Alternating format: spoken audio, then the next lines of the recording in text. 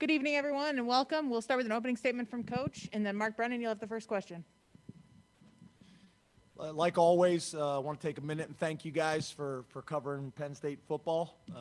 It was great to have the seniors and get to spend a little bit of time with them before they move on from Penn State. Hopefully they're able to come back and enjoy Penn State football as alumni, and we're going to work very hard to make those people proud. I thought we had a good spring. We got a lot of work in. We got a lot installed on offense, defense, and special teams. We invested a lot of time on special teams, something that we believe in can be a differentiator for us. We stayed for the most part pretty healthy, which is important, and identified some strengths and weaknesses moving into the summer. So, I thought it was a great spring. It was really good having the fans out there. It's something that we've talked about, possibly, doing moving forward, a Friday night practice with some fan capacity under normal circumstances would be great in addition to our normal spring game. So, before we know it, we're going to blink and we're going to be, open in training camp and getting ready for our first game. So, I thought we got a lot out of spring ball, and we'll do player evaluations now. I'll meet with every single player on the team as well as their position coaches, give them the feedback that they need, of the things they need to work on between now and training camp, and go from there. So, again, appreciate the opportunity. Open up to questions. And then we'll go to Mark Brennan, then we'll go to Ben Jones. James, along the lines of what you were just saying, who are some of the guys who Mark, have made the start over? Yeah, do you have me now? The beginning. Yeah, you weren't on in the beginning when you first started talking. Oh, okay. Hey, along the lines of what you were just saying, could you identify some of the guys who have made the most improvement for you throughout the spring? Thank you. Yep, that's always hard to do because when I say a couple and leave some others off, there's some hurt feelings and things like that. But I think the thing that jumps out to me is I think Castro Fields had a really good spring, but he's also at a point in his career where you expect that from him. So a lot of times with me, it's the guys that either took significant steps from their freshman to sophomore year or whatever it may be, or it's guys that we didn't know as much about, like guys that came in early or some of the transfer guys. Those are the people that probably jump out. Elsden is a guy, that came to camp multiple times to get an offer, an in-state player.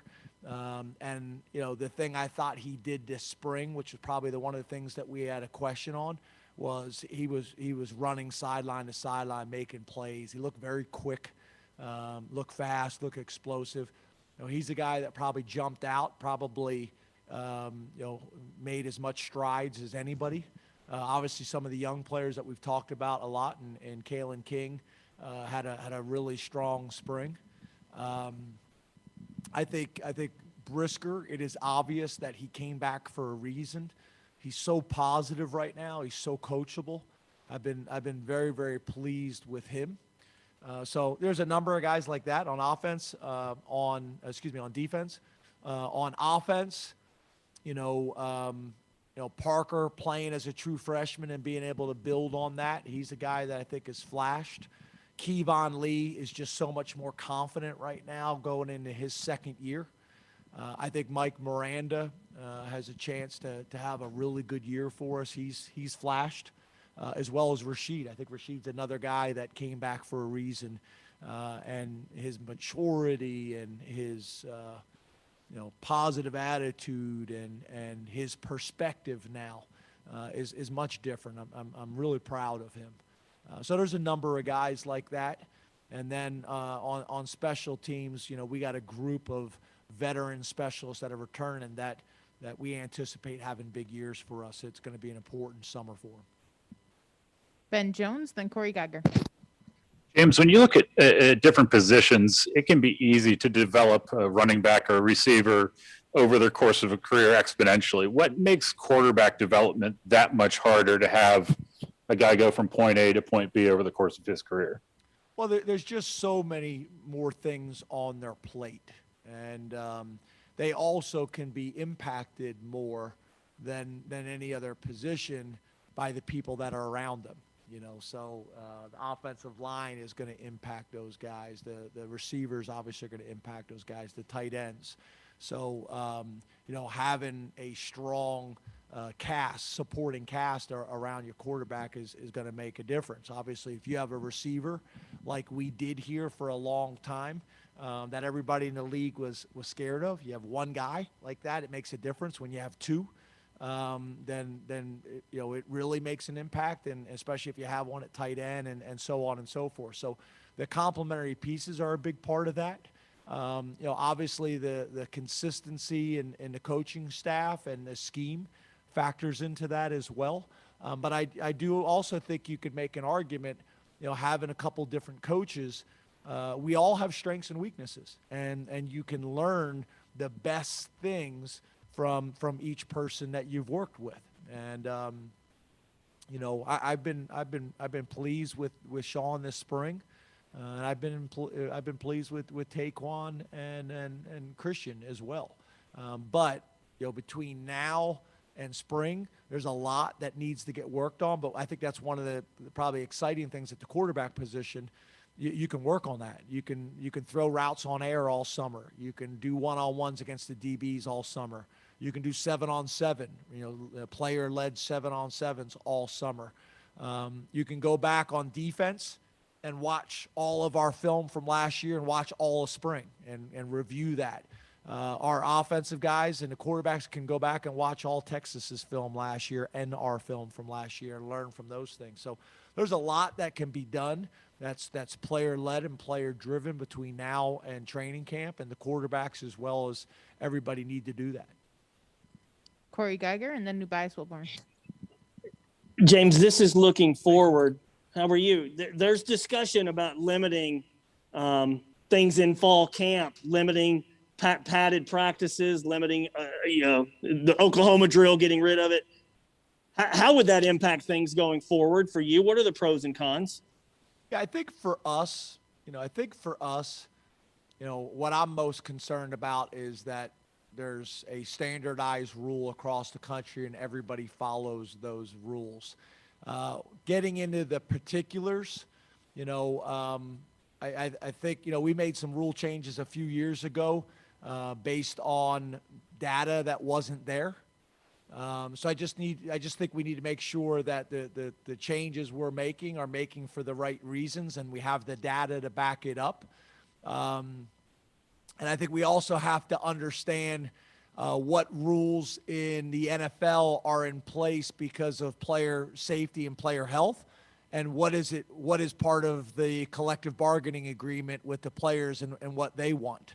And a lot of it may come off as health and safety related, but that's really not what it is. So I think at the end of the day, the coaches that I know and the coaches that I've worked with and the programs I've been around, you're not going to run drills that are high-risk drills. No one's doing the bull in the ring anymore. There's no learning that comes from that. There's nothing to gain from that. If you're running a drill that is a high-risk drill, your trainers and doctors are going to say something to you about that. And the coaches aren't going to do it anyway, because when your players aren't out at practice, they're not getting better, and you're not getting better. So I think it's important that, before these rules are made and these decisions are made, that you have doctors and you have trainers and you have coaches and you have administrators and you have all these people in the room at the same time, players as well, and get all these different perspectives before we make changes. Nubias Wilborn and then Neil Rudell. We haven't seen much of it until today. What have you noticed, not only today, but throughout the spring camp so far? And by the way, thank you for the time today, James.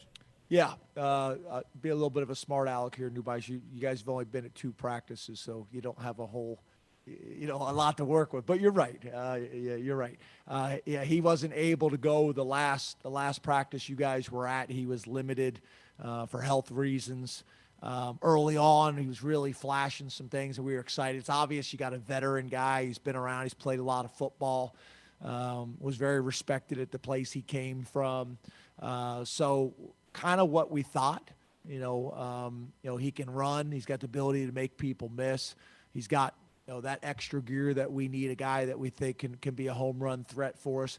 I think between now and training camp, I think, the weight room and putting a little bit more good weight on, so that he can lower his shoulder. Him and Devin, both of those guys lower his shoulder and get the ugly 3-4 yards when we need it. But we've been impressed with him. He's a mature guy.